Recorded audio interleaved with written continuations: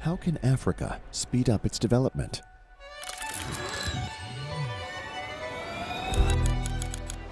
By speeding up its energy transformation. Despite Africa's great potential for clean energy, only a tiny fraction of the world's renewables is installed here. The African continent is growing faster than ever, and it simply can no longer afford more investments in the dirty and fragile economy of the past. Today, we're at a turning point. The recovery plans are the once-in-history push to radically change direction. We are here to make it happen. At RES for Africa, we stand for Africa. We believe in its huge potential. We believe in its innate energy. We believe in its growth. And we believe that all it needs is an enabling environment for its full development.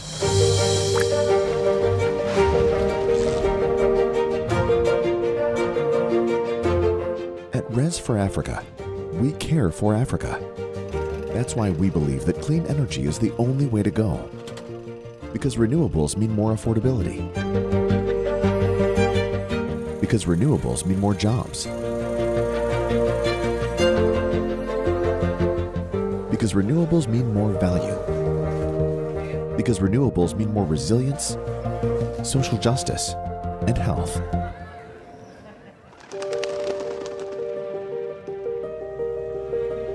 At RES for Africa, we join for Africa. A unique blend of expertise along the whole value chain of renewables, joining forces to accelerate the transition towards a sustainable and inclusive future. At RES for Africa, we innovate for Africa. We constantly look for new, improved energy solutions to provide not just clean and powerful electricity, but also cutting-edge and reliable plants, electrical grids that guarantee quality and stability through digitalization and storage.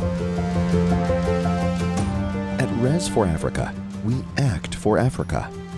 We promote dialogue between governments and private players to define conscious, long-term policies, encouraging adequate investments.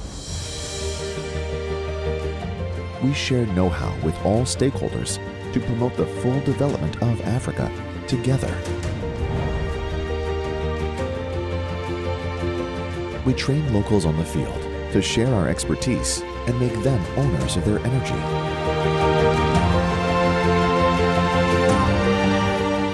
And we never, ever stop looking for new and win-win business models made of African DNA.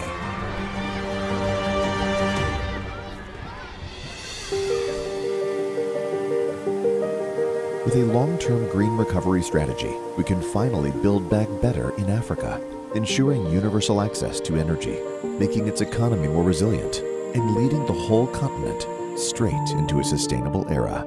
We are RES for Africa. Our mission is to build a better future through better energy. In Africa, with Africa, for Africa.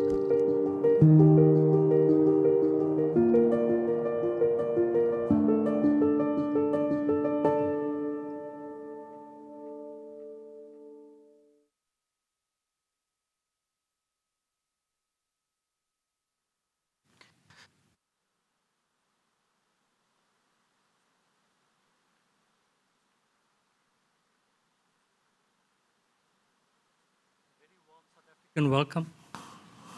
A very warm South African welcome to our international guests, dignitaries, all protocols observed, leaders and champions of the energy revolution in South Africa and the continent. Welcome to you too. Today is indeed an important gathering of minds in the midst of the crisis that we face in South Africa, our energy transition and our energy security. Today, on behalf of the President of the Foundation, Mr. Benebe, our Secretary General, Roberto, Mariana, our regional head, we would like to officially welcome you to this think tank strategy discussion engagement of the champions and leaders of the energy sector of South Africa. Today, we are also very happy and fortunate to have many leaders of government with us today, leaders from Eskom, the private sector, banks, who have all come together to understand and to reshape South Africa's energy journey. Without saying further, I would like to welcome Mr. Roberto, who is the Secretary General of the Foundation. He is one of the youngest minds in the Foundation that has been giving passionately his time for South Africa's and Africa's energy transition. Having spent more than 35 years in NL Green Power, he was seconded to the Foundation, where he is now the head and the Secretary General, who guides and directs the activities of the Foundation throughout the continent. Mr. Roberto will speak a little bit about the role and the work which the Foundation is doing, and then I'll introduce the next guest. Just some housekeeping. The emergency exits are out on the sides on the right here and left of myself. The bathrooms are out the door in the back on the extreme right and extreme left, and there's coffees and teas throughout the day. Please relax, be with us for the full day, and let's see how we can all work together to solve this crisis we are in. Thank you and welcome again.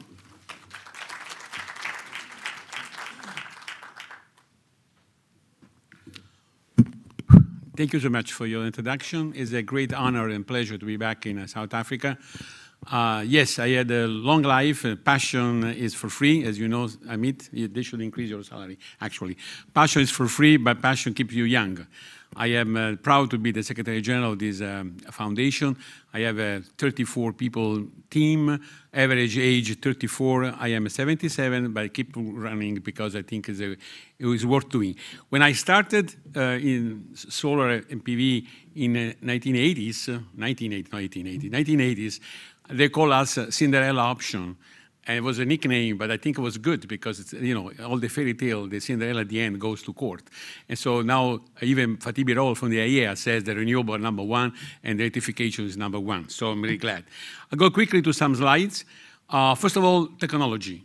You'd see here the factors that you are involved, and some of them you will be using, and these will make a change. I don't go in detail. You can download the PDF later.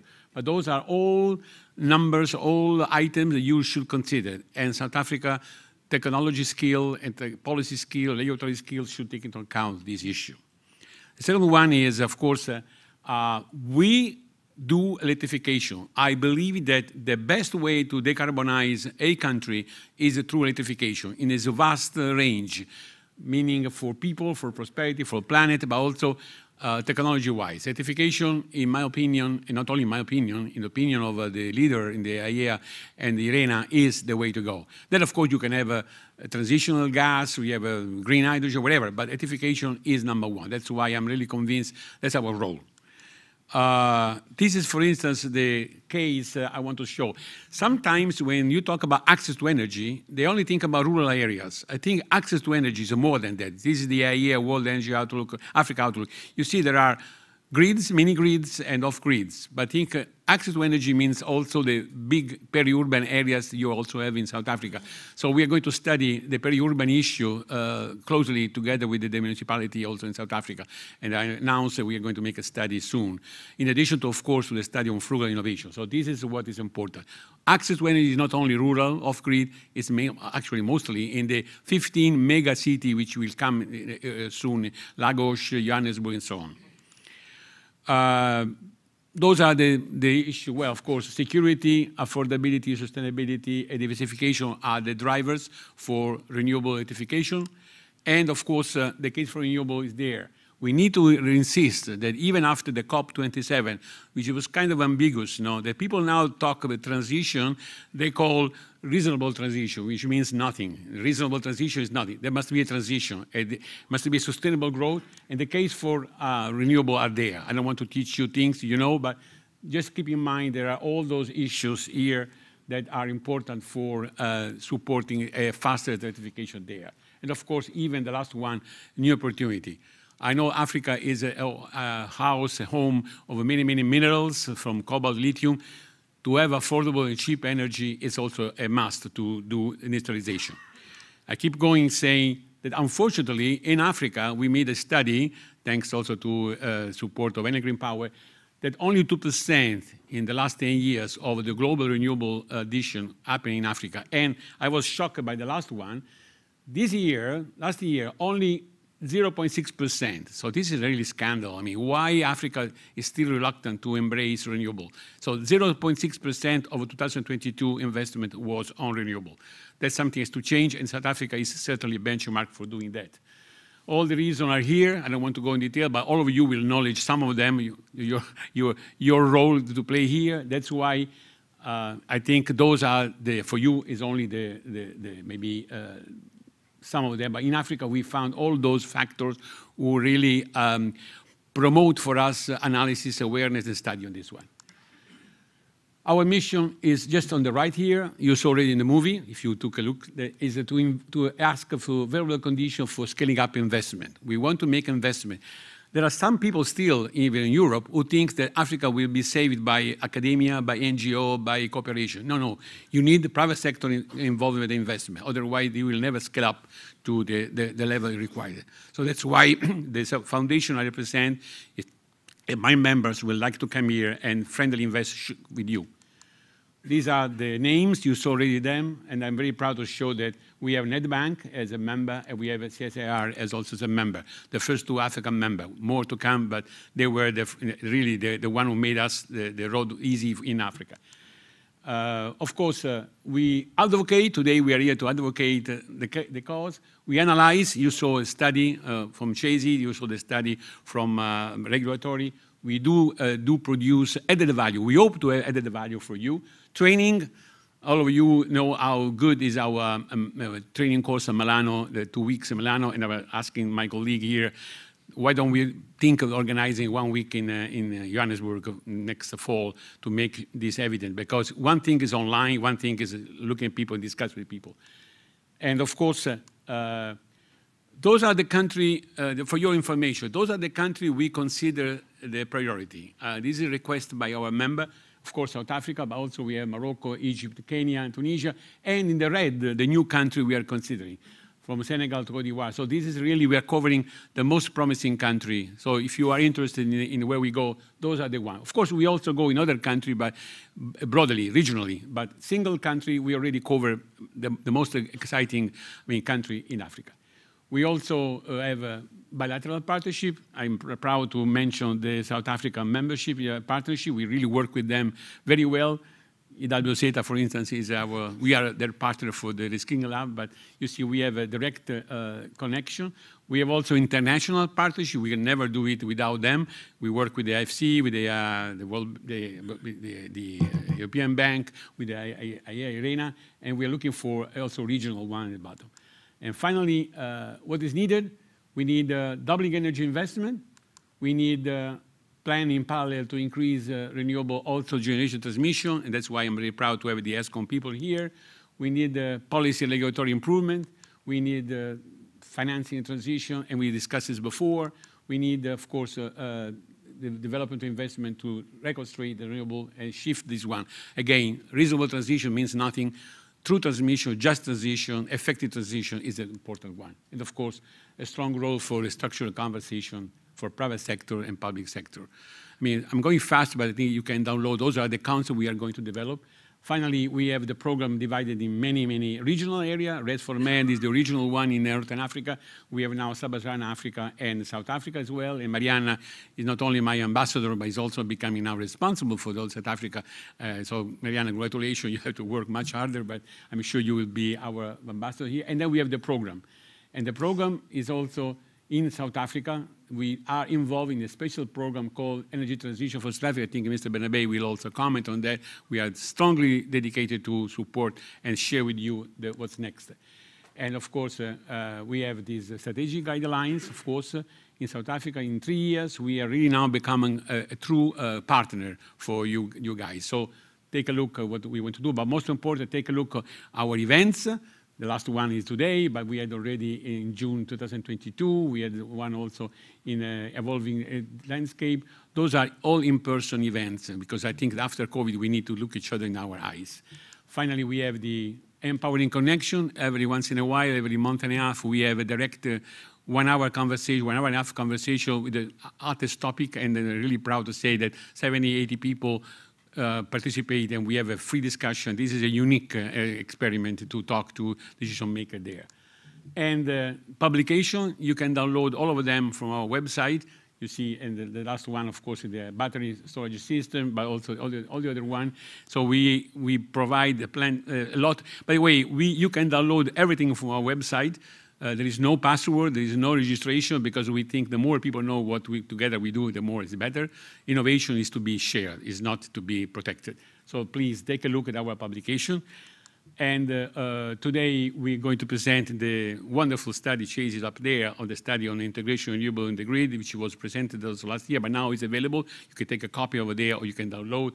And I know the ESCOM also will discuss details, and of course, municipalities. Those are the three main ongoing initiatives.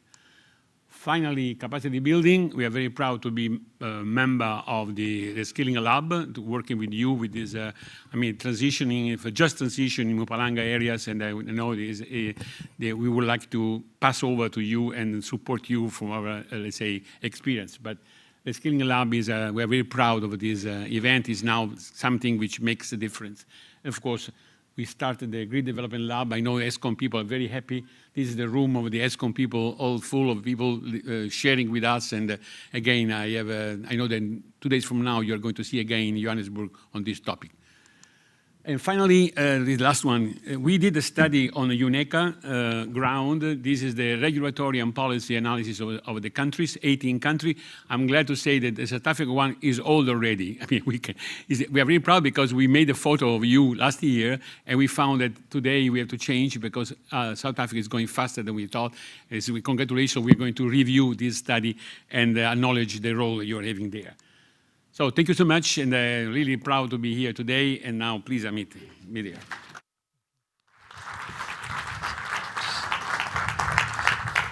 Roberto, thank you very much. It's good to get some positive news and to see that we've passed one exam as South Africans. Thank you for that. So, Rudy, I'll have the honor of introducing you today. When we announced the program and people said they're coming to listen to you. So you are our keynote address today. We'd like to thank you for your time. Mr. Rudy Dix is no stranger to the energy sector in South Africa. He's the current head of the Project Management Office of the Presidency of the Republic of South Africa. He's the hand of God, I call him sometimes, that try to get things and remove blockages in the system for South Africa's energy security and energy transition. We see the good work that you've done over the last few months.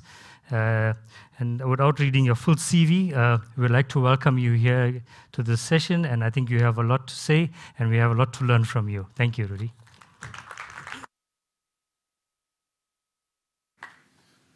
I don't know much about the hand of God story, right? So please just ignore that. Thanks, Amit. Yeah, I need slides. Yeah, I've got a few slides only.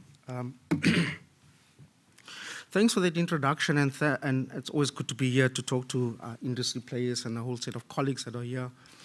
Welcome, Peter. I saw my colleagues from ESCOM that I work with, almost daily, Sekhamotso Skierpers, Gabriel, Mr. Mondibala. I think just in thanking you all for inviting me here. It's not okay.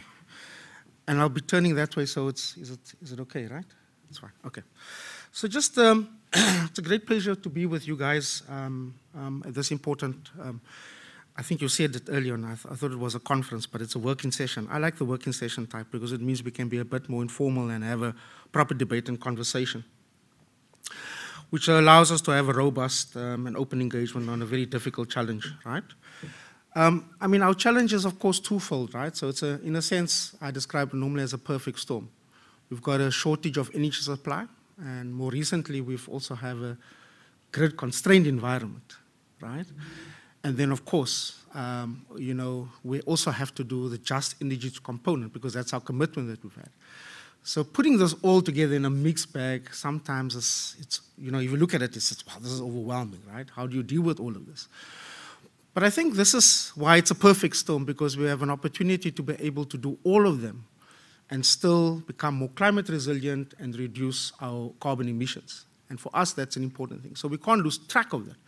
So while we do short-term interventions and a whole set of different priorities and programs, at the end of the day, we must still be committed to our NDC targets, our national determination contribution targets. We must still be committed to net zero by 2050. And how do we do that, right? It's complicated. That's the reason why it's a perfect storm, and I think this is why we need to work collectively on all of this. So the public debate at present is focused mostly and entirely on the immediate crisis of load shedding, which has escalated in recent months. Load shedding, of course, affects all of us. It not only affects big business, small business, particularly those who are in the formal sector economy, those who go to school, who have to write exams, those who go about their daily lives. It threatens the delivery of essential services, and as you can see through the disaster regs we've been recently published, we're trying to avoid and minimize the impact on key sectors and infrastructure of our economy. And this is going to be an important part. I mean, of course, South Africans are right to feel angry and frustrated, particularly since load shedding is the result of both long history of policy mistakes, because we have to admit that. That's quite important. We made wrong choices. We also didn't implement when we had an opportunity to implement it, right? I think about this because, when I started off dealing with this crisis, I was then a policymaker in COSATU, by the way. This was in 2007. And in 2007, I was sitting in the COSATU head office, and we received a flurry of emails from a whole set of mining companies, all saying that Eskom has just demanded load curtailment of 10%. How are we going to operate? So this crisis followed me. 2010, we were able to, keep the lights on. Of course, keeping the lights on comes with a huge cost, as you can see right now. 2015, keeping the lights on started showing its challenges in that, once you keep the lights on, you don't do the maintenance that is required, and taking off onto long-term maintenance and repair, you suddenly have a significant fault in the machines and the quality of the service that's provided. And in 2015, we set up the war room. By the way, it was then with the deputy president, and I was with him. And so this crisis followed us from then. And then again, Wandi says, well, the two of us are to blame for it, right? And then again, of course, now, I think what's the difference with the president being the president and not the deputy president is that there's a full commitment from the head of state to resolve this crisis once and for all, irrespective of whether he's elected into power or whether, the ruling party comes in or not. We have to fix this crisis once and for all. It is at the severe stage where if we do not do fundamentally the kind of interventions and the reform of the market space, then we are going to sit with significant challenges where the most severity of the problems will reach us, right? So, so yet in our fixation on the challenge that is immediately in front of us, the risk is that we miss the wood for the trees, right? In particular, the signs of progress, and I wanted to give you some sense of the signs of progress that we have. Some already obvious changes that have come through, and quite exciting stuff on the private sector front, right? And of course, other still undercurrents which are around us. So I think this is quite important for us. I've done 4 slides. That's all I have, and I want to speak to 4 slides, right? So that you can see what we're trying to do. So thanks to the team from Eskom for this, right? So we've used this data because I think it's quite important for us to look at this. So firstly, I mean, what you see here is the load shedding 10-day summary, right? Which is the bars. And then you have the operating reserve margin. The operating reserve margin is very, very important because we tend to forget that in actual fact, Eskom has to have an operating reserve margin. That operating reserve margin has been probably about 5-7% for the last 2 to 3 years, right? We have to go back to that operating reserve margin. So if we put a target of 10%, which is 600 gigawatt hours, right? 60,000 megawatt hours. You'll see what the problem is. Now this also shows the problem, but it also shows the solution, right? And I think this is quite important for us to understand what this means. So in a sense, right, when the president said the electricity crisis is the single most important challenge for our society to address, we essentially need to keep the reserve margin at 10%. And if you see the reserve margin at 10% over there, do we have, oh, sorry. You don't have the laser, okay. If you see the reserve margin at 10%, right? And where you have the reserve margin higher than 10%, you obviously see a decline in the load shedding summaries.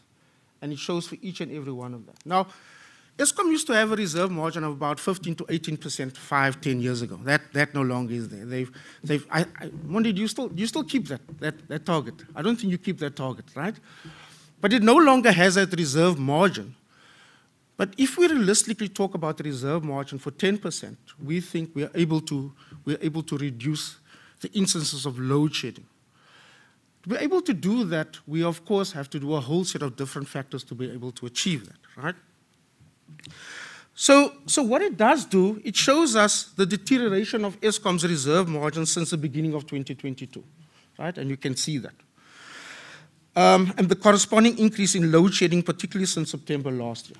So you can see the severity of it, and we can see the result as a confluence of a number of different factors that are there. So what are those reasons? Because this is the conversation that we're having, right? I mean, the main problem is that many of the several generating units remain offline, for example. And we're not even talking about the units that are always breaking down, the older units. Let's talk about, about 6 of those units, right? So, for example, about 4,500 megawatts have come off stream in the last few months, right? And that's in the last 6 months. Medupi Unit 4, for example, has influenced this graph. Kusile 1, 2, and 3, for many of you may know that Kusile, the one flue duct that collapsed and caused the other 2 flue ducts to collapse with it, that's 2,100 megawatts of capacity that's no longer there. This is because of the poor design flows, right? And of course, a whole set of different interventions that's required. We hope this is going to happen quite soon. And then 5, of course, is supposed to come online also in this year, but you recall 5 was destroyed by a fire while it was still in the contractors. It's still in the contractors' hands right now. They're busy repaying that. So if you talk about Kusile 1, 2, and 3, that's just under 3,000 megawatts. That takes 3,000 megawatts away from what we normally have, which is between 6,000 and 7,000 megawatts of load shedding, which could easily push up that reserve margin. And I think this is quite important. And Koeberg 1, I hope they're going to fix it, right? There's problems with the steam generator, and there's a whole lot of different interventions that are required to be able to repair that. But over and above the units that have just, suddenly come offline, there's also been Eskom, the existing power performance of Eskom's power stations, which continue to deteriorate. When we initially announced the Energy Action Plan, we put in there, quite confidently so, right, the immediate measures to be able to see an increase in the energy supply by improving plant performance. By the end of November, we realized this is never going to happen. In actual fact, sorry my colleagues from Eskom, it got worse. At least the generation people are not here. Those are transmission and distribution colleagues over here, so they can run away from that responsibility, right? But it got worse, right? And it got worse because you could see a lot of the plant performance deteriorate quite significantly so, and then it's exacerbated by Unit 4 of Medupi and, of course, Kusile 1, 2, and 3. So those are and Koeberg 1, of course. So those have been fairly significant, right? And the declining energy availability factor reflects the cumulative impact of historical underinvestment in maintenance and assets, which is now resulting in higher levels of breakdown. Keeping the lights on has a cost, and this is the problem, right? In addition, the loss of talent and skills within Eskom over the past decade, and more particularly in the last few months, has been quite significant. These are skilled people that have decades of experience that have left. The acting head, Rulani, for example, had spent his entire life the former acting head of generation, had spent his entire life at Eskom, had left, and we need to stop the bleeding of capacity and ensure that we get additional capacity in there, because it's what counts and what makes sure that we have to make sure that these machines continue to run. Over the past decade, and has resulted in execution of maintenance and delays in the returning units from outages. Just by example, in towards the end of December, between Christmas and New Year, Eskom indicated that they were going to, for the first time, announce that they were going to do planned maintenance. Not unplanned, not partial, right? And planned maintenance. And they took off 6,000 megawatts of those units. Now, of those units, many of them did return the week or 2 weeks later, but a month later, those units were back into service again. So it's clear that we need to do something very different around how we deal with the recovery of some of these units. If we're taking them off, we have to ensure that there are proper maintenance regimes in place, that we are able to address fundamentally the challenges that exist and not have them come back on and a week later they're back into service again. That doesn't help us. That's not the maintenance regime that we want. In addition, I'd spent some time with the president and I visited a few of the power stations. Security issues including sabotage of power stations and criminal syndicates operating in the coal supply chain are causing significant volatility. Law enforcement agencies have been directed to ramp up efforts to address theft and sabotage. And this is quite stark. I couldn't believe, when someone says to me at Tutuka, and Tutuka, by the way, was commissioned in 1984, so it's a fairly new power station. And if you go to Tutuka, I think it's only now 2 units running, right? If I'm not mistaken. Anytime 2 units are running, not even 3. They said, no, 3 units, half the units are running. And they explain the reasons why this is the case.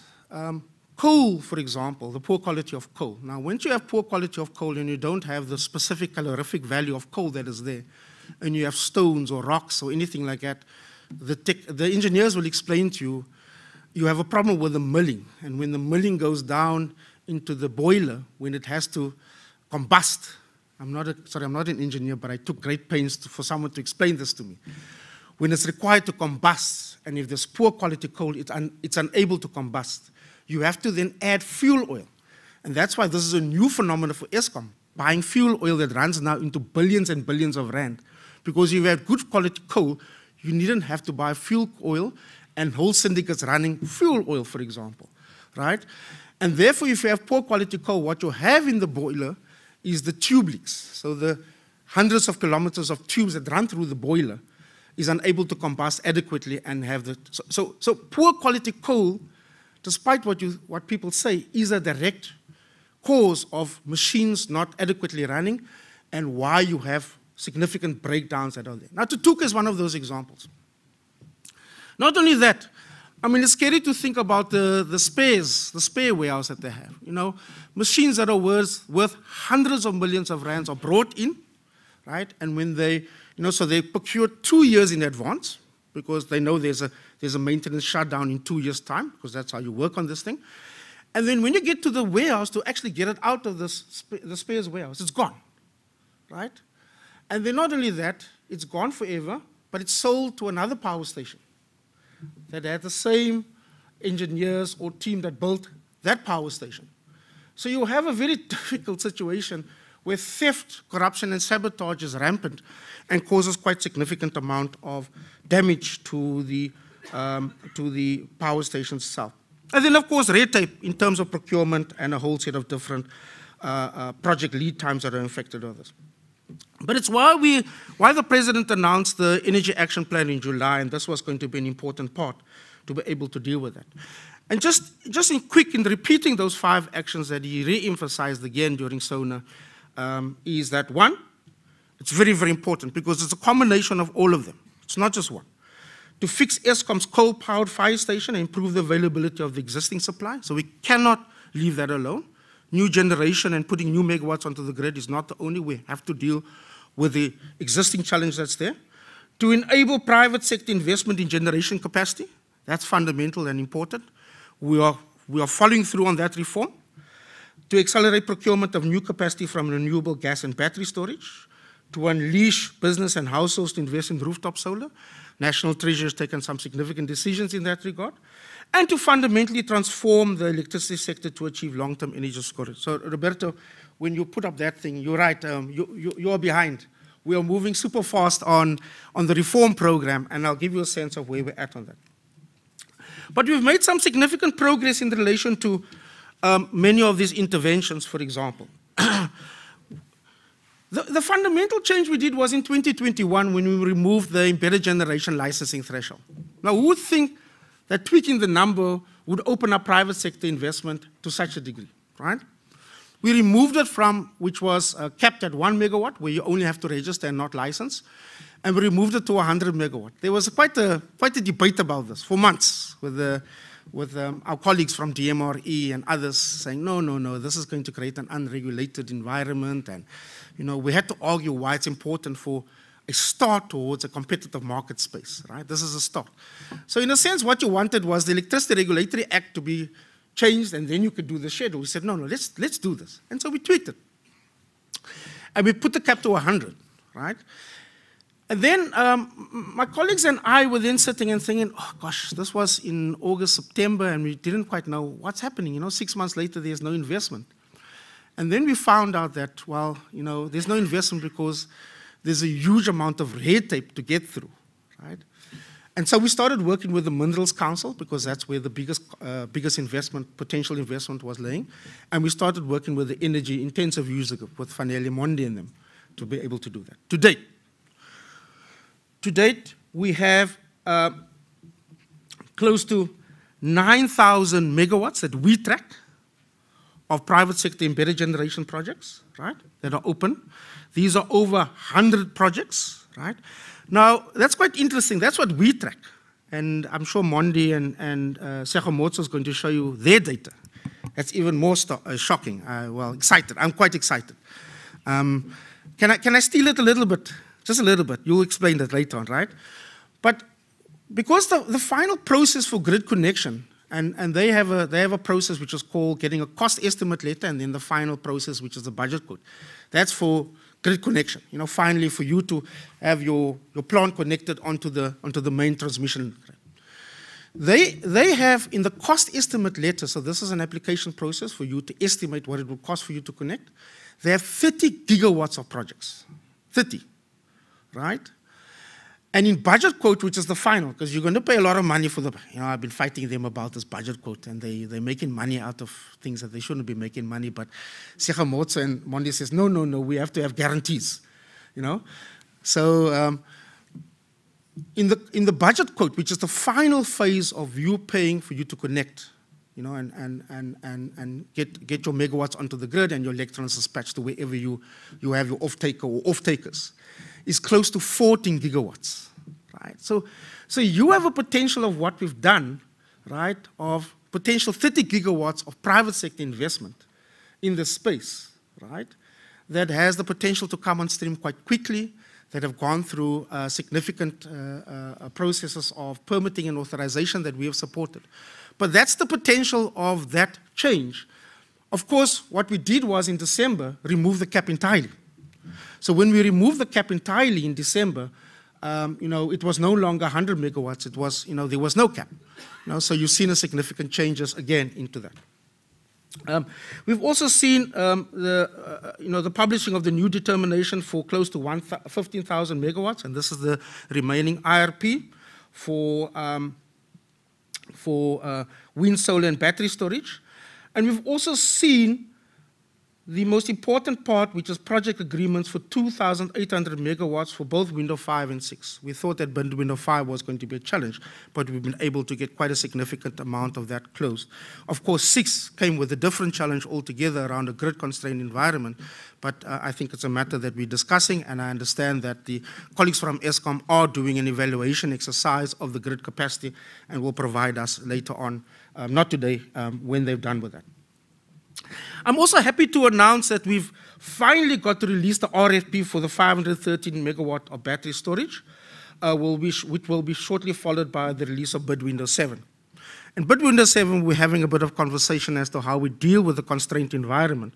And potentially there's exploration of whether we could do a geographical sort of allocation for Bid Window 7, where the grid is the strongest, and that's in Northwest, Limpopo, Free State, and of course, mostly in Mpumalanga. There's potential of about 15 gigawatts of grid capacity that is there. Again, I'll be corrected by my colleagues there who are better technically savvy around this one.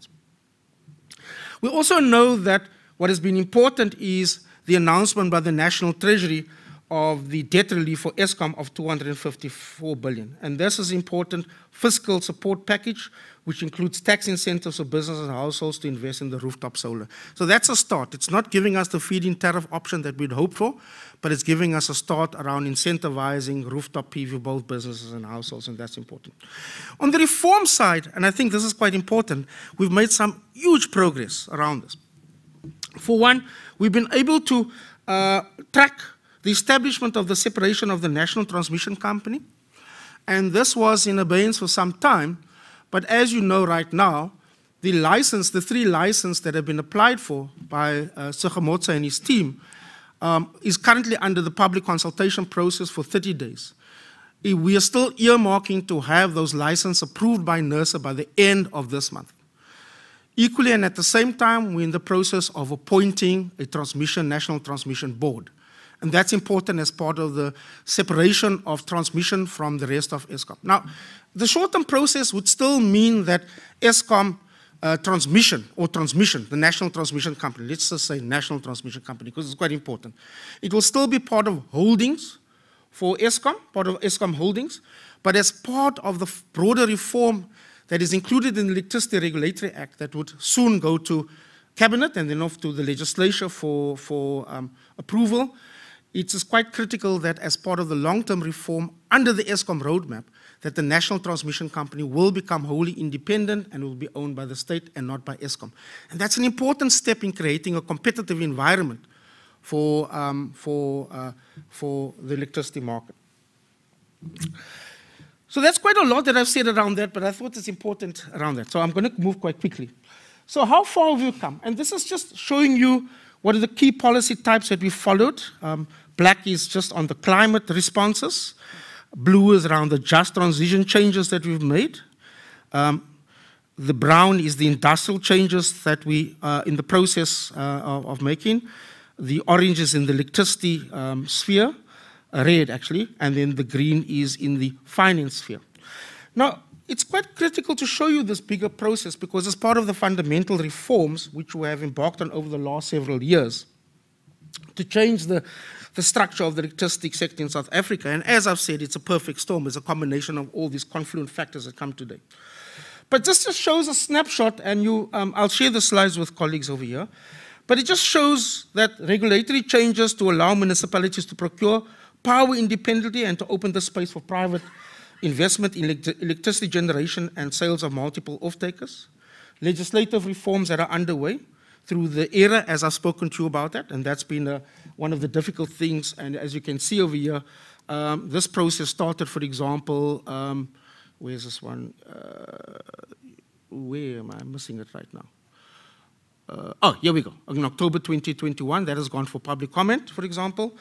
A range of legislative and policy documents, part of the climate change initiative that you've seen, culminating, and it's not in the slide because I'll speak to it separately, the Just Energy Transition Partnership that we've concluded with the International Partner Group of countries, and of course, that culminated into a Just Energy Transition Investment Plan, and I'll refer to that later. But this just gives you a sense of the policy shift that we've made in order to address some of the fundamental issues around meeting energy-constrained environment, dealing with the policy and regulatory reforms that are required, and trying to address fundamentally some of the supply changes that we do have.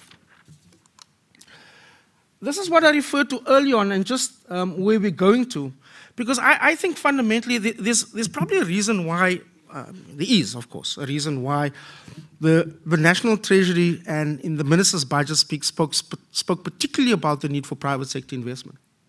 Because if you are going to challenge the fundamental monopoly that Eskom has over generation, you're going to have to promote fundamentally the transformation of the generation space and allow for greater level of private sector investment.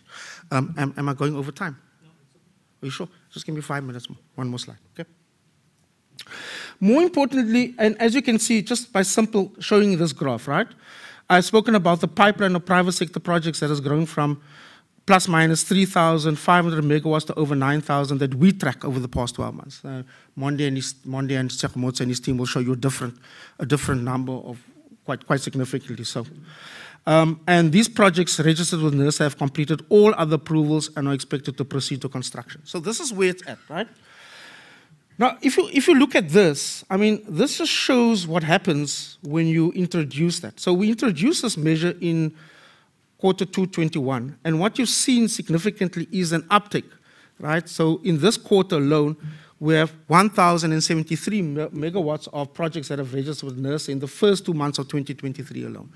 And that's quite significantly, right? So, because as you can see with the rest of the project pipeline, they've been flat largely because there's no incentive to be able to invest into private sector generation when it's under 1 megawatt of requirements for for registration only and not licensing. And so this has been the challenge. So what we have seen, of course, is that policy changes, we can unblock quite significantly so investment in the private sector to be able to ensure that we get this. The key to this, and I said to Amit and other colleagues, what is it that we can do to ensure that we get as quickly as possible to the most difficult stage, which is the permitting and authorization stage, right? Because it's easier once you have an off-taker, you're able to sign a PPA. The financing sector have done, they've jumped through hoops from where they've been spoiled rotten to 20-year PPAs, and suddenly they have to engage on PPAs that are 7 years, 5 years, and sometimes 10 years and shorter. But they've come around to be able to deal with that. The question is, how quickly can we get them into construction and finalized? And that for us is the key thing around ensuring that we get energy security and the private sector to be able to participate. So these projects must proceed as quickly as possible to construction, so that we're able to see a new wave of solar and wind capacity come online in the next 2 to 3 years.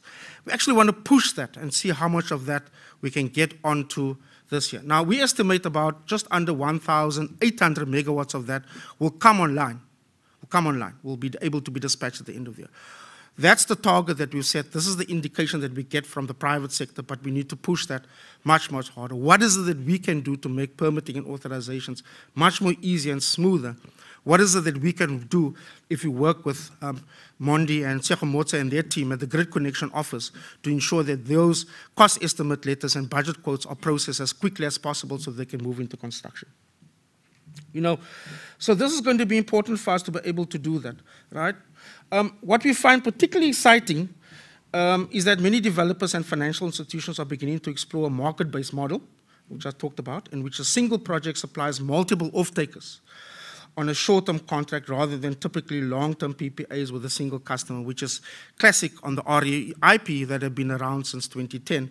You have a 20-year PPA, you set for life, you start getting your return after 7 years, and it becomes a cash cow. So the risk sharing and the ability, for example, of private sector investments into the space has become quite phenomenal, and we've seen an uptick both from private sector investors and from financial institutions going into that. So my last slide is, and I know 4 slides can sometimes get into 20, 30 minutes, right? So the last slide is just, right, where are we going to? And I thought I'll close off with this slide because this is quite an important slide just to show what we're doing on the just energy transition as part of addressing some of the fundamental issues. So we've got the short-term supply, but we can't keep, we have to keep our eye on this ball as well. And you may recall, if many of you have read that long document of ours, there's a nice executive summary of, I think, 16 pages. But it talks about, some of the important processes of market reform that is happening alongside a transition to a low-carbon economy of the future. And this is contained in what we refer to as the Just Energy Transition Investment Plan that we've developed. And this is part of the initial $8.5 billion that have been, that we were able to negotiate, in which we then said we're not going to develop an investment plan for only $8.5 billion. We're going to develop an investment plan for our transition over the next 5 years. As you've seen, the cost of that investment plan is 1.5 trillion rand, right? Just over $90 billion.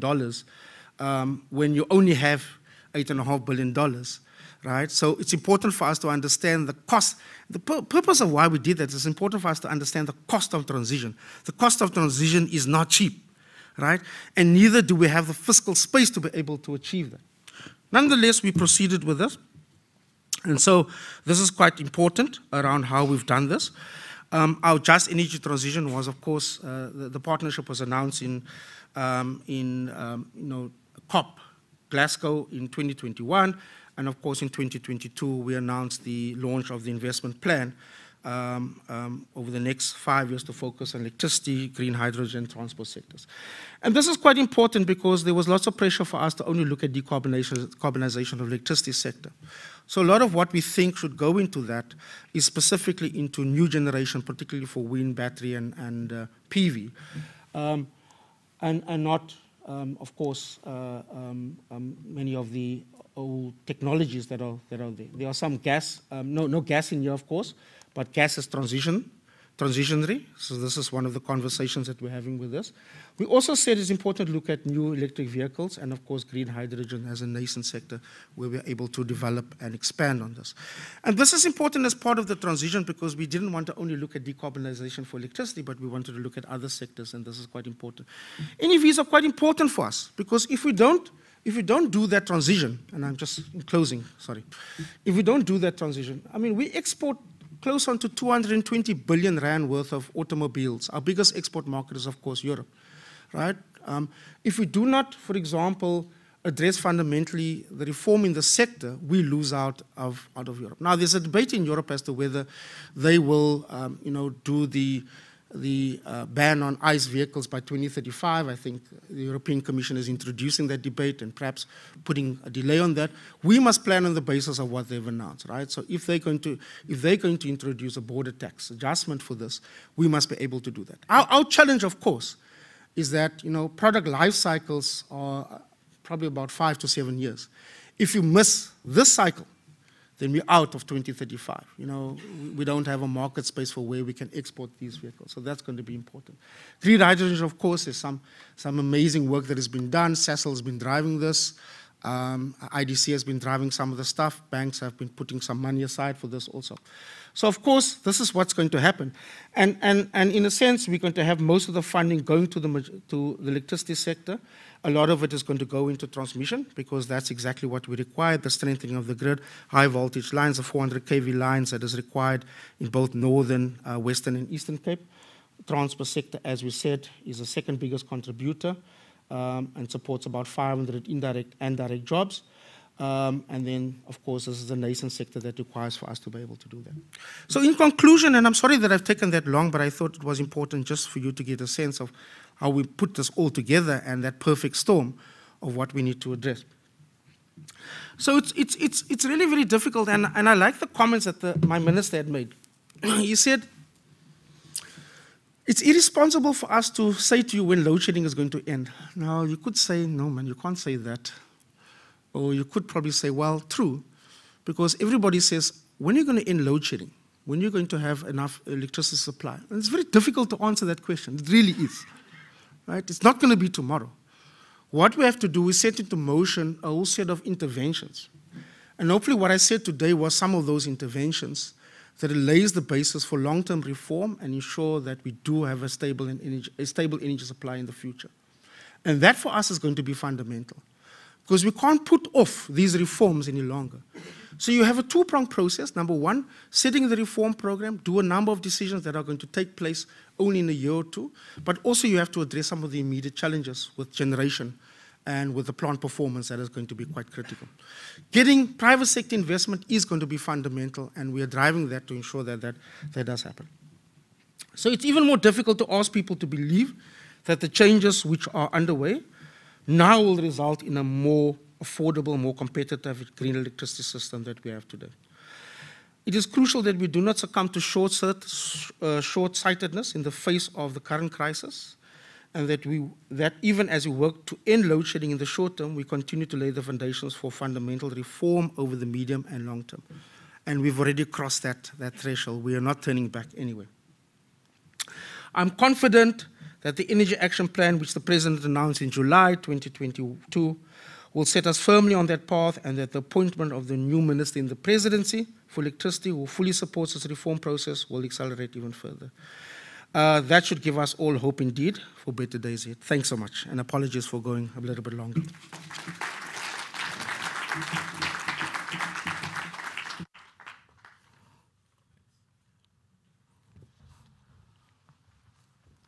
Thanks, Rudy. I think we can all listen to you the whole day, and we appreciate your input. A few comments from my side on your input. I think sitting 10 years ago in an auditorium like this, we'll never believe that we'll have so much of reform. I think we've come a long way, and we must appreciate and compliment and thank you and the government, our government, for really taking these bold steps in open access and the market reforms in terms of the energy sector. But that being said, you spoke about 30 gigawatts of CELs, 14 gigawatts of budget codes. And I think that's the biggest elephant in the room, which we'll have to unpack at some stage. How real are these applications? Are people using it to commoditize it without real projects? And that is our pain point, if I can use that word very strongly, in the sector.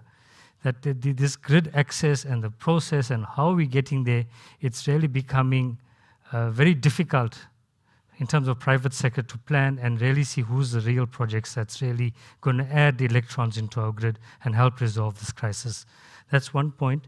The second point, that we see all these great plans and how we're going to stop load shedding. But as a country, we need to have a plan that will have for sustainable GDP growth. We just don't want to get out of this crisis. We want to grow the economy. We want to save the jobs. We want to save South African economy. So in all our plans, we really hope that there's an element of growth that's really factored into this electricity sector. Because with no electrons, if you have to open a new factory today, you will not get the supply of power, so we cannot create jobs. So we really need to plan as if that our economy is going to grow at a certain GDP level, and what's the megawatts that we need on the grid. And the last point from my side, you speak about private sector investment. It's now is the time that the iron's hot. The private sector has the money, they have the skills, the banks are ready to come with the capital, and everyone wants to help with boots on the ground to solve this crisis and help South Africa going again. So there's a huge desire from the private sector to get things going, and we compliment you and commend you in terms of government policy to get there. There's few obstacles, we're confident we'll get there. We have no option really as a country for us to fail in this sector. So thank you for your opening remarks and your welcome address. We'll move on now, and I apologize for time. We started a bit late today, but I think your input was so good that we could not really stop you. Thank you, Rudy. The next slot is a panel discussion with some real serious professionals in the energy sector, and I would like to invite the following delegates to be part of this panel. Firstly, Mr. Salvatore Benabé. Welcome to South Africa, and especially to the beautiful city of Cape Town. It's your first visit here. Mr. Benabé is the CEO of Enel Green Power and the head of Enel Green Power and Thermal Generation, based out in Italy. He began his career in 1999 in Enel and has been a graduate of engineering and did postgraduate studies at the Polytechnic University. And of course, he is now our chairman of our foundation, the president of our foundation. Thank you for all the support for South Africa, and we'll warmly welcome you. Thank you. Thank you. Thank you.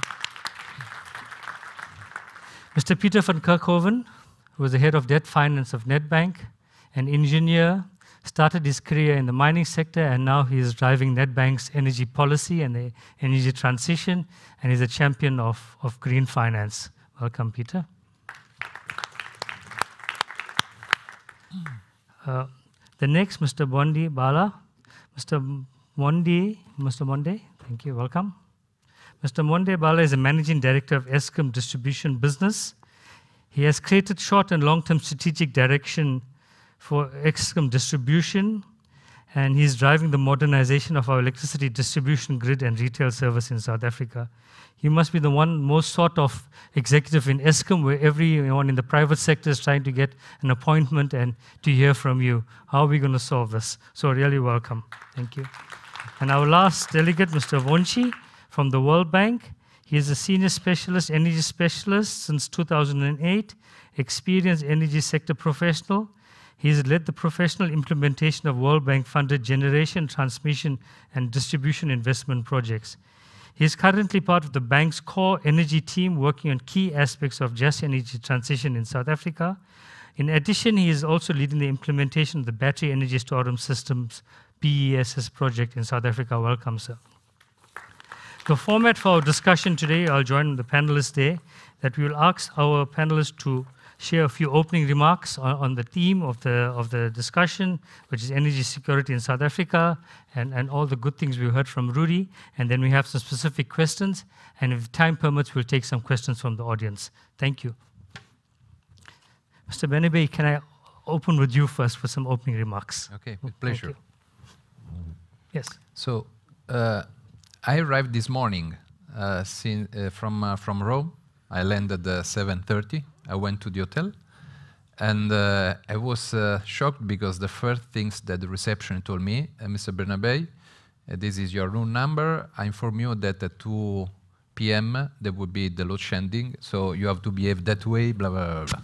So I said, directly in the real world. I was going there to speak about that, but I would never expect that really in the real life this would be so impactful. So I just would like to comment on the topic of energy security, and that is this, let's say, very, very important topic at the moment, saying that I think that in the chart that was projected before, the one about reforms, I've seen one milestone in 2011, then for 7 years, apparently didn't happen anything. So another event in 2018, 7 years later, then one event in 2019, one event in 2020, then 5 events of different milestones in 2021, 5 events in 2022.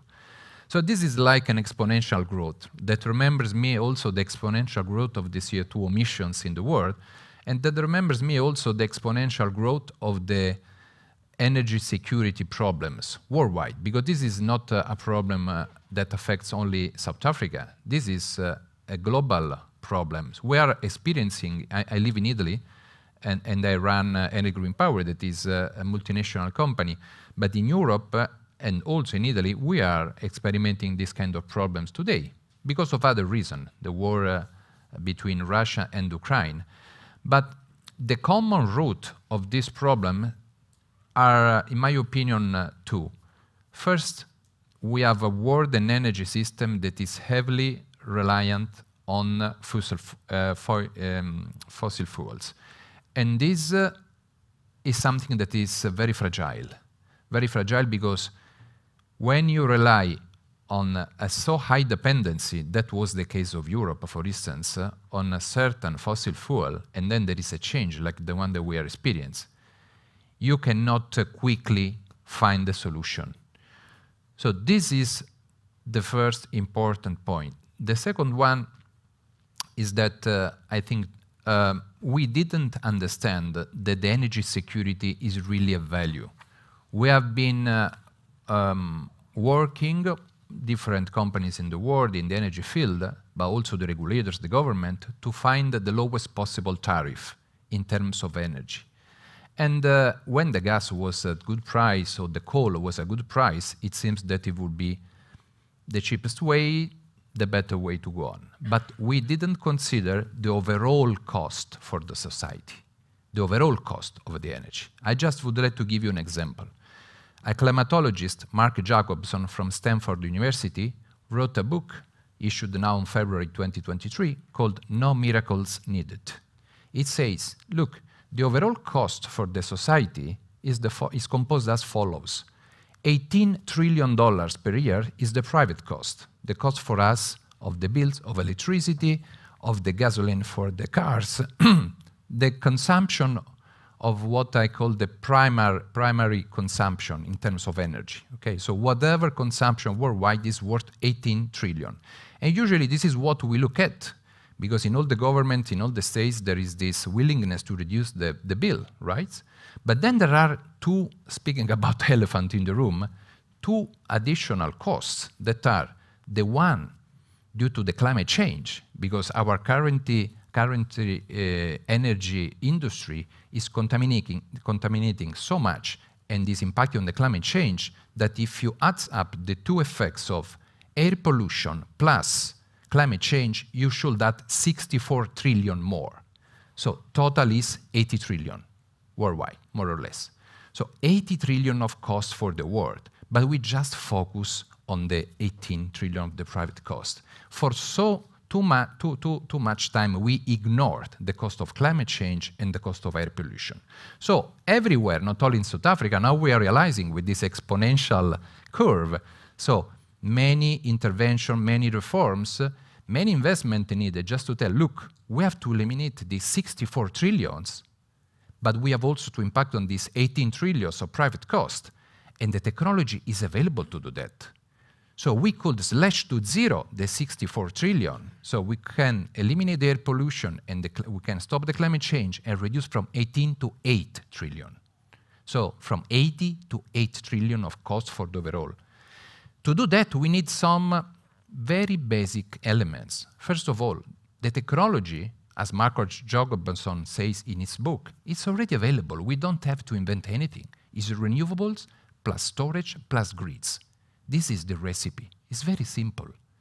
Renewables, storage, and grids. We don't need anything more than that. We just have to accelerate to do what is very basic. But then the equation is more complex because you have to say, okay, but in order to do that, I need permits. I think that here in South Africa, the permitting is quite good, where we don't have a problem like we experience in other parts of the world. Then you need also competencies and skills.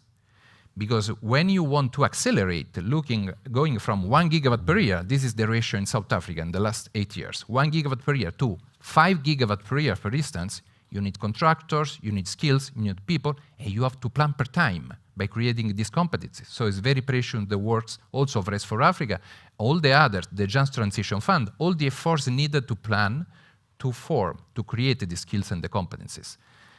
You need, so, competencies, you need a stable regulatory framework. We have it, but I have a nuance there. You need also clear rules for what concerns the grid connections.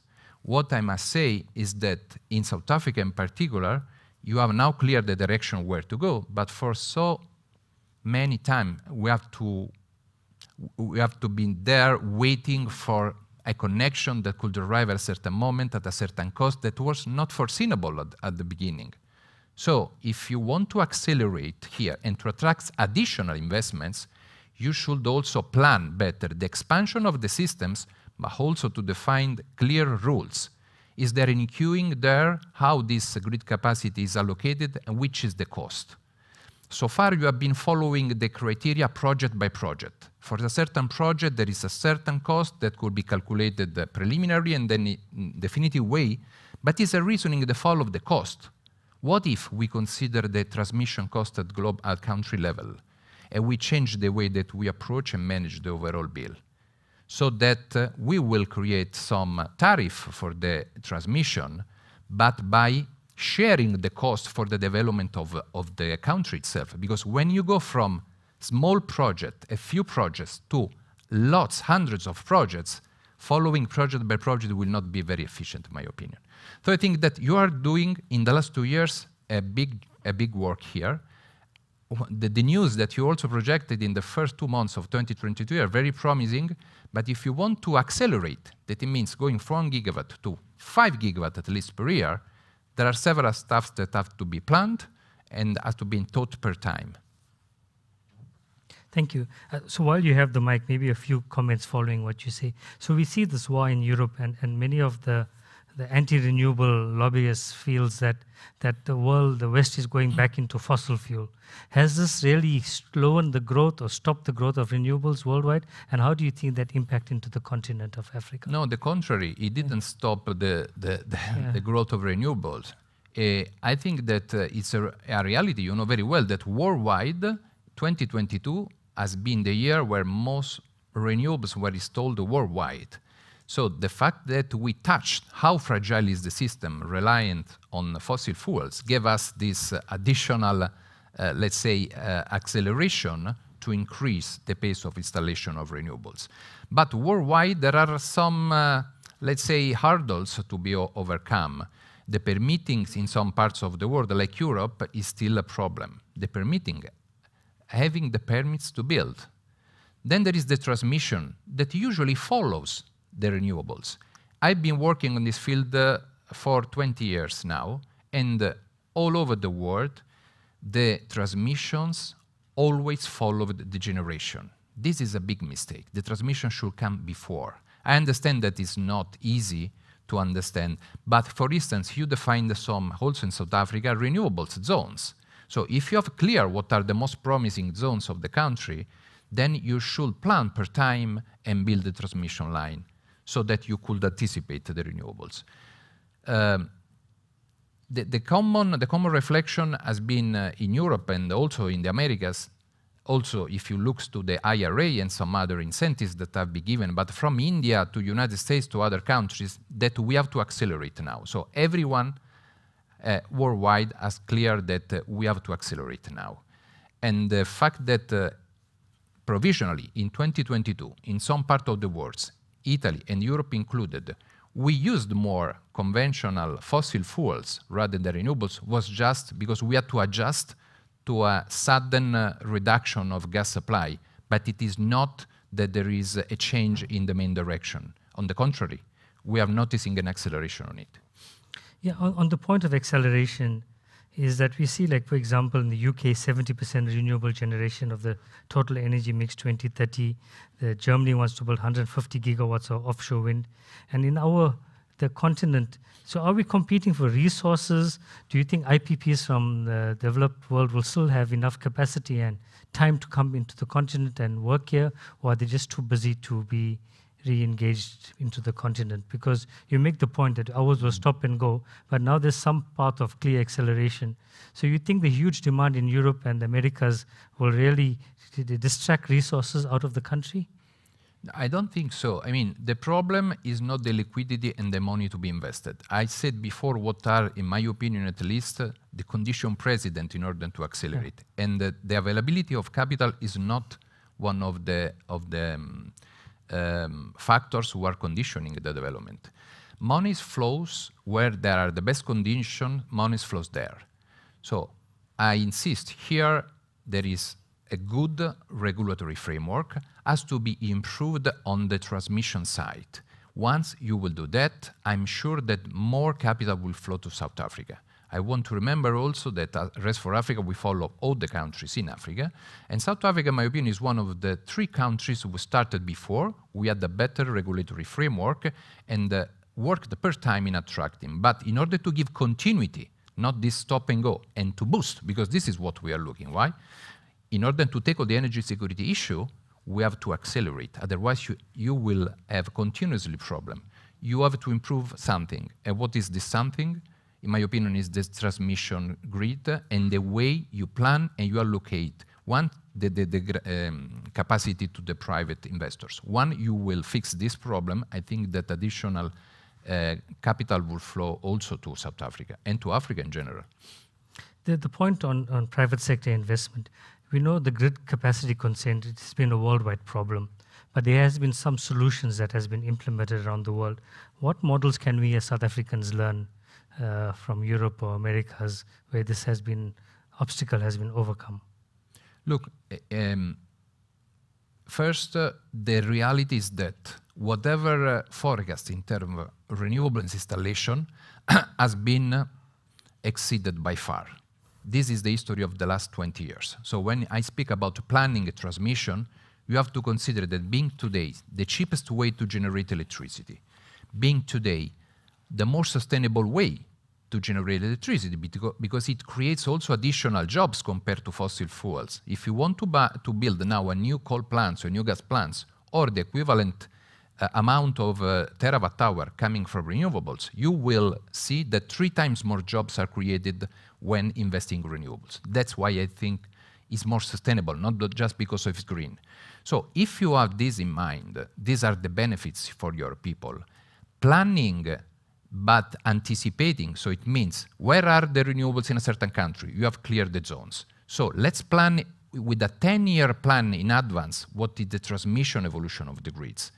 And just consider the cost shared among all the different private investors. Just abandon the concept of of the plant-by-plant transmission cost. If you give this framework, this visibility in a transparent manner to all the private investors, I think that additional gigawatt could be built in the country and more investors will come here. This is a sort of, let's say, wrap-up of what I've experienced in the more than 30 countries where we operate worldwide. It's not easy to plan per time. So you will have, for sure, mistakes in whatever kind of planning. But one thing is the transmission grids, another way then are the technologies that could allow you to manage whatever transmission grids investment. Storage, for instance, will help for sure. Some other tools that are the systems for automatic disconnection, automatic regulation of the plants could be also implemented in the grids in order to absorb additional megawatt. You know what? When I started working 20 years ago, if you had a certain capacity at a node, let's say 500 megawatt, the transmission operators wouldn't allow you to install more than, let's say, 480. Not even the 500, okay? Because they wanted to some spare capacity. But if you consider the renewables are intermittent, so the load factor could be 30%. So 70% of time this capacity is not used. What are we doing now? Worldwide, we are developing hybrid plants. And by developing hybrid plants, the load factors could be increased at 70%. When I refer to hybrid, I refer to wind plus solar plus batteries. So I'm using better this capacity. But if I want to use a 70% load factor, this node of connection, the transmission operator should allow me to install more than 500 gigawatt. I should be allowed to install, for instance, 700 gigawatt, because then I will never exceed this 70% of the 500 megawatt. So also from the transmission operator sides, there was a change in their mindset. Now they allow over-installation, because you can manage with the technology, with digitalization, with storage, with hybridization. So this is another way to do that could boost, also with the same resources in terms of transmission, could boost the acceleration of the country in terms of energy installation and could fix before the energy security problem. Mr. Rudi Deek spoke about the National Transmission Company, and I think that's one way we see a little bit more private sector. Has private sector traditionally invested in grids and networks in Europe and rest of the world, and how do they interface with the utilities plans? You know, because we feel this problem is so big that we need all forms of investment, including private sector, building substations, building long transmission lines, coming with their own funding models. Do you think that's a sustainable model, or it's something we can think about? Look, my experience is that worldwide the transmission system operator, except some exception, is public. Okay, they are state-owned company, or they are company that are controlled by the state. Although they are not state-owned, they have a stake of the state. Okay, not the same for the distribution. In most of the countries where we operate, the distribution has been liberalized, so there are concessions and there are tenders where you can go bid and manage the distribution. But for what concerns the transmission, there is an unbundled company who is state-owned or controlled by the states with clear rules about queuing, about how to ask for connection, how this connection is granted to different system operators. And it works. So in some cases it's also privatized, but there are very few exceptions. Good. Thank you for that. And welcome again to South Africa. Sorry about the load shedding. We all lived through it, and it's really a big pain. I know how to behave, so yeah. Now you manage your demand. Okay, Peter, thank you for some opening comments from you and then some questions. Thank you. Thanks, Amit. Yeah. I think it's very exciting to be here and to see all the various players that are assembled here today from government, private sector, Eskom. I think it's a really good platform for us to discuss. And what I find amazing is that whilst we're really here to talk about renewable energy, today's discussion is around energy security, rather than climate change or any of those dimensions, which is what we used to speak about. And here, there's a broad recognition that energy security and renewable energy are synonymous. So if I reflect on when we started in this space a number of years ago, and we were talking about renewable energy in the private sector for the user, the industrial user, the small commercial user, we were going out to our client base and having conversations around their need to install renewable energy. And the only real discussion point was, well, we're currently paying 85 cents per kilowatt hour on Megaflex. You want to sell us renewable energy at R1.50. So, but for carbon purposes or climate purposes, there was absolutely no incentive for a user to invest. And so, like when you buy technology, you rather wait for tomorrow because you think it's going to be cheaper. So everybody kept saying that it's something they need to do, but we'll do it tomorrow. At the same time, the conversations we were having were with the sustainability practitioners within the corporates. The CFO, the CEO had no line of sight as to any of this. It was absolutely not on their radar. If we roll forward to today, where procuring renewable power is way cheaper, quicker, brings the benefits of lowering your carbon usage, and at the same time provides energy security, you now find the CEOs and CFOs, this is their number one on their strategic list. So we've come a hell of a long way in terms of where we are and the role that renewable energy is playing in the global context, but I think even more so in the South African context. So, yeah, again, I think it's a great platform to discuss today. Peter, now we see that there's huge demand for projects. How is South African banks responding to this energy transition, but still keeping energy security in mind? And how is finance behaving? Yeah, so I think firstly, remember as a bank, our success is 100% premised on the success of our clients. And our clients are the man in the street, the small enterprise, and your large corporates. So if they are not successful, we are not successful. It's quite as simple as that. And so for us, the prize is getting electrons on the grid and electrons into to our clients. So, I think there's various dimensions to the role that we play in doing so. I think we always talk about the capital that banks will bring to the party, providing cheaper funding. And that's only really one of the dimensions of what we do as a bank. So I think firstly, it's our role to innovate the way that we finance projects. And when we talk about projects, it's very broad-based. It's not just from the large utility scale projects. We need to innovate how we finance, again, the homeowner through to the small business, through to the utility scale projects, and we're putting a lot of effort into those innovations. The second part is how we support our clients in their journeys. So what we're finding, and to the previous point, what we're finding is that corporates are all at a different stage in their journey of looking to find solutions to energy security, cost of electricity, and their own carbon and sustainability journeys. And so we play a huge role in having those conversations with our clients, understanding what their needs are, guiding them in terms of how to actually start this journey, and then actually introducing them to the various players that we know in this space, which in many parts are our clients, and helping to support that.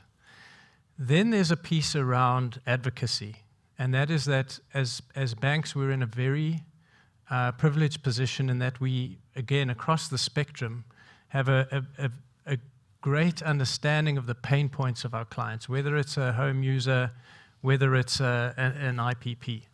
And it's collecting those an understanding of those pain points, and through advocacy and the likes of this forum, to really see how we can speak to the right players and put mechanisms in place to unlock those pain points, again, so we can ultimately get electrons on the grid.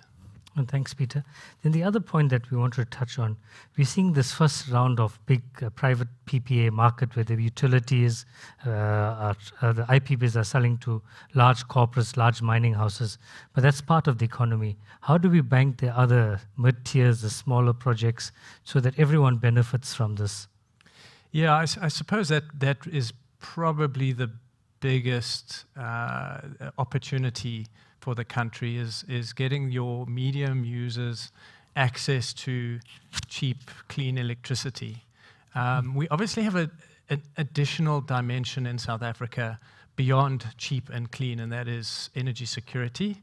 And sometimes some of the solutions like wheeling doesn't necessarily address your energy security issue until such time, obviously, as you can crowd enough generation onto the grid that the energy security issue goes away.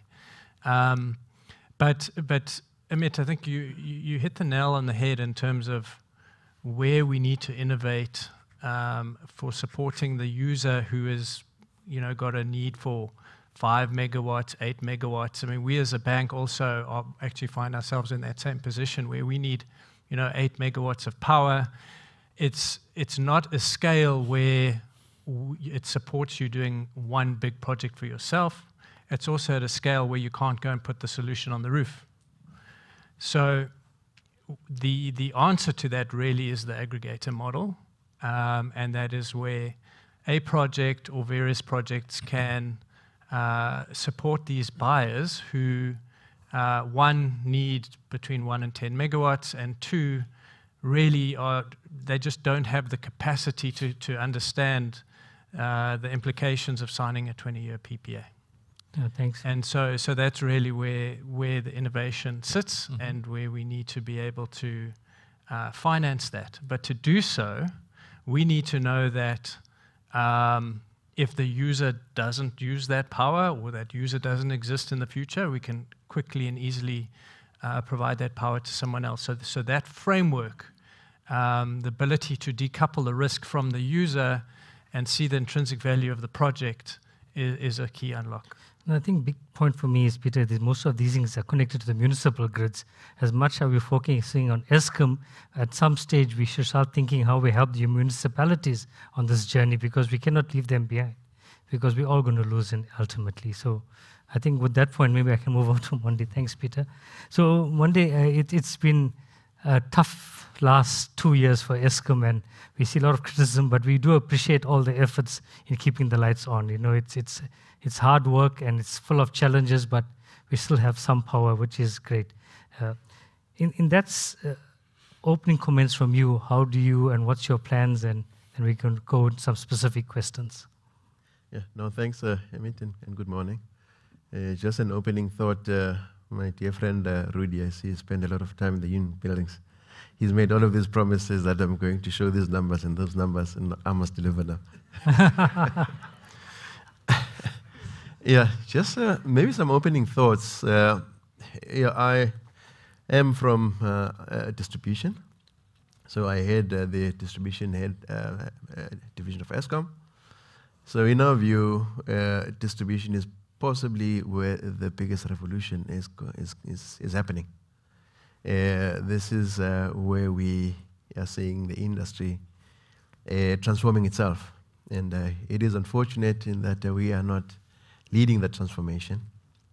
Now, part of the risk of being in that transformation and not leading the transformation is that I think, as Peter had said, those people that can pay will help themselves in finding ways to support themselves, either through PPAs or through their own self-generation.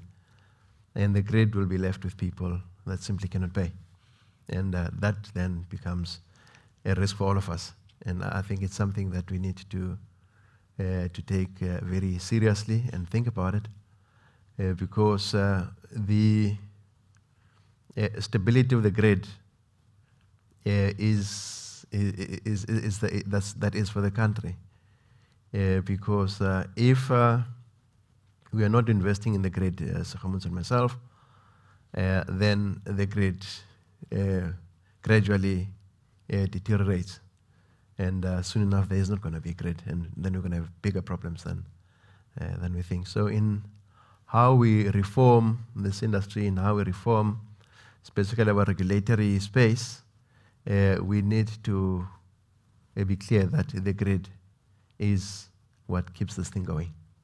So in how we invest in the grid, I think those are the conversations that we need to have with the regulator, with industries, because at the end of the day, we need to keep the grid going. I think that's the first point. The second point is a significant part of this revolution is happening in the home, much as it's happening in big business. In our lens, about 40% of the power that you generate is consumed in the residential market. So if we can deal with the residential market and make the residential market more sort of self-supporting, more not so much grid-reliant, reduce the reliance on the demand from a residential market on the grid, we then are able to free up quite a significant amount of capacity. So the issues of how we do rooftop solar solutions in the home, how we do storage in the home, being it at an individual location, at an aggregated location, at a utility location. I think storage is going to be key in how we transform. Third point is in terms of our tariff structure. Now, I did say that South Africa is not the only country that has got the supply and demand, there's a mismatch. I think most countries in the world face a similar challenge. However, in South Africa, we have got this system that if I'm a residential customer, and I'm specific in the residential market, if I consume at 2 p.m. in the afternoon, it costs me exactly the same amount as at 7 p.m. at night. That's not how the grid functions. So somehow we need to bring in the issue of this time of use tariffs at the residential space. So with that, then we'll be able to give a pricing signal, because we may not even need to do something called load shedding if we go into that kind of a regime. A significant opportunity resides again in the home, in how we do load management. We don't have that capability in the country, simply because we simply do not have smart meters. So we are not able to either send a pricing signal or do from a central location that load management, so that then robs us that opportunity of being able to respond to supply constraints in a more proactive way, in a much more constructive way.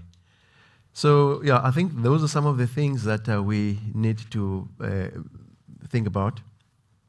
Coming back to the issues of the grid itself and how the issue of grid access specifically.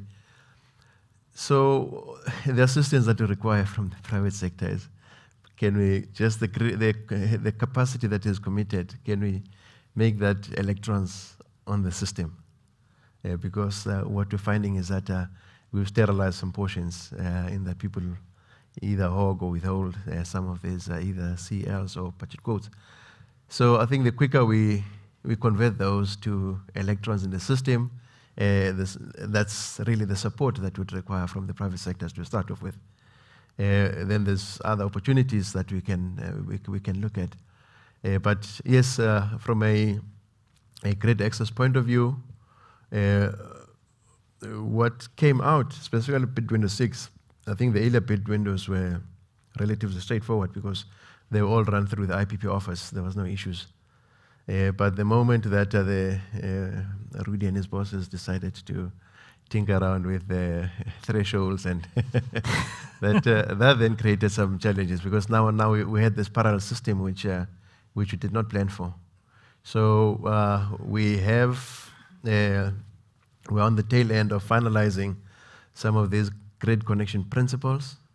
We are on the tail end of finalizing the criteria of what makes you ready to be able to to connect such that we can actually reserve the capacity for you on the grid.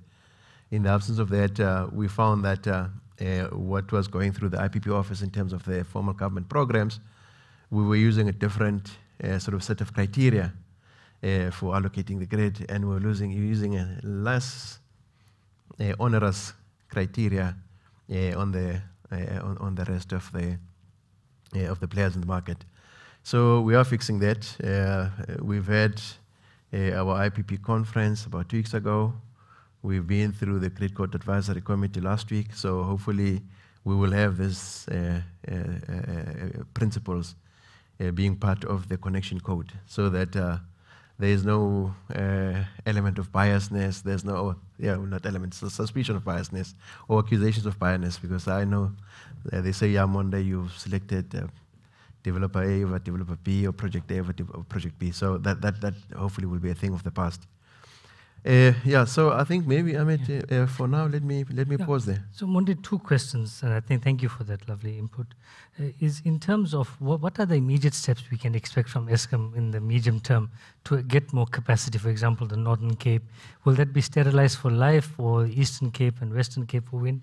Because what we are seeing now, for example, renewable energy projects, if they're moving geographies, you spoke about the Limpopo, Northwest, Free State, those projects, the resource is still good compared globally, but we have better resources and more efficient space to build these plants. For example, a wind capacity factor in the Eastern Cape could be 40-45%, where if you go to the Mpumalanga, it's 30%. And that really implies on the tariff and the competitiveness of our economy. And it's not the most efficient use of the grid. So is there like a master plan or something to really get those nodes back online? So where we are, Emmett, is clearly now with the situation that we find ourselves in, especially in the Northern Cape and the Southern Cape, whereby now we're saying that we've run out of capacity on the grid. So I think again the first point is that you are correct. There's 7 other provinces, maybe not so well endowed in terms of resources, but in our minds we believe that if you look at the total cost, it can still make economic sense to go to those other parts. But secondly, we've got a TDP that we're driving. So we are trying to accelerate the execution of that TDP. From a distribution point of view, we've got a network development plan that we're driving. We're trying to accelerate that to create that capacity. I think over and above that, in the immediate, we are reviewing our planning criteria in terms of what can get connected onto the grid.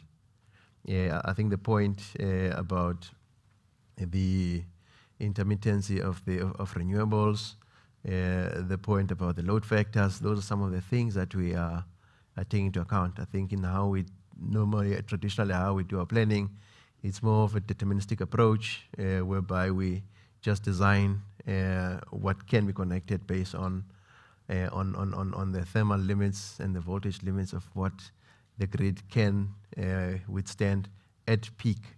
But we do know that it's only in the morning and the evening when we're experiencing those peaks. The rest of the time, actually, the grid is quite capable. So, but that will most possibly come with some conditions in terms of the connection itself.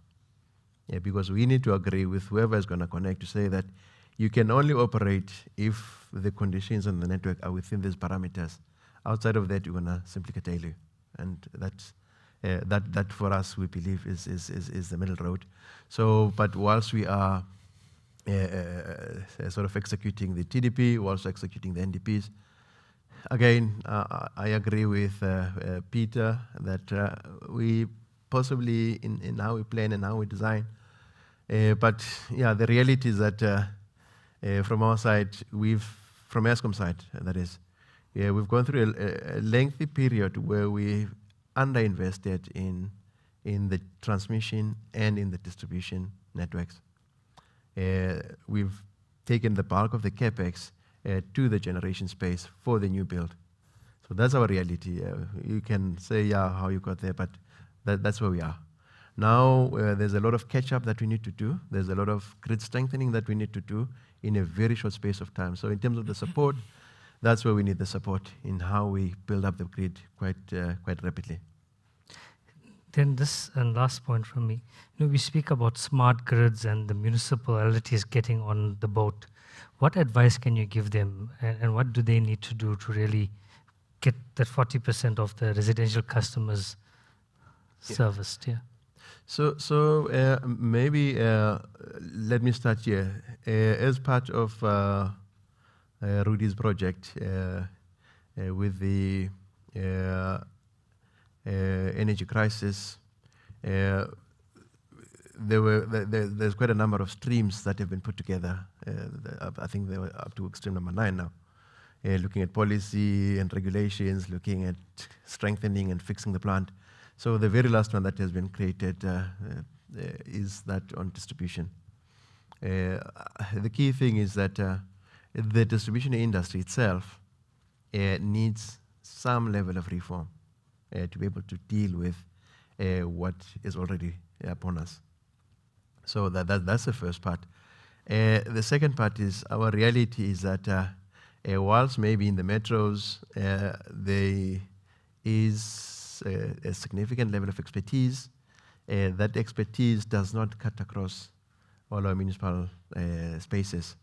So we do have that challenge in terms of capacity, in terms of competence at the municipal level. We do have challenges in terms of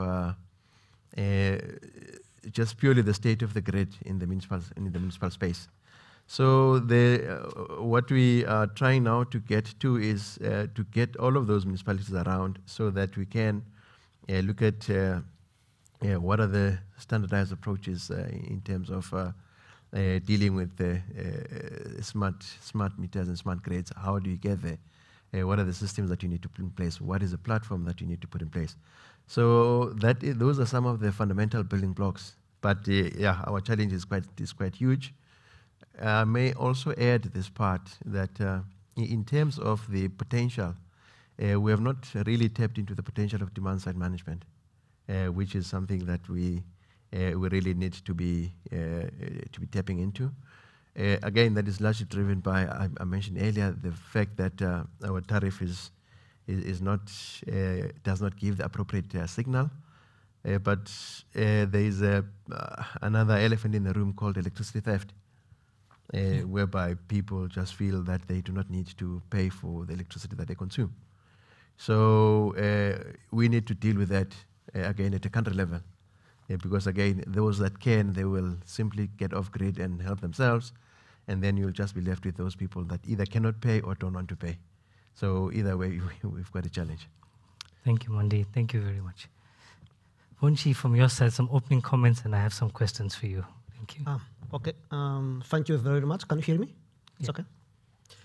Thank you very much. I think lots have been said already. And I think I would like to start by using the energy security definition from International Energy Agency, which says uninterrupted availability of energy sources at affordable price. That's the definition. And you can see from this definition that we have some sort of dilemma.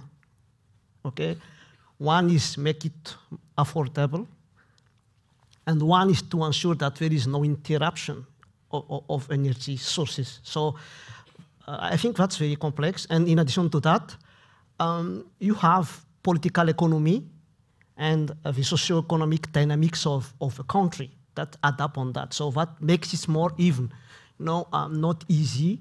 And I think that there is no straightforward way to get to this energy security. And all of the panels said that we are making reflection, we are thinking, but that's very important. One thing that I think is very important, critical element of success is the financial viability of a sector. Because you are talking about private sector intervention, investment, but if you have a sector which is not financially viable, all of his investment would be at risk.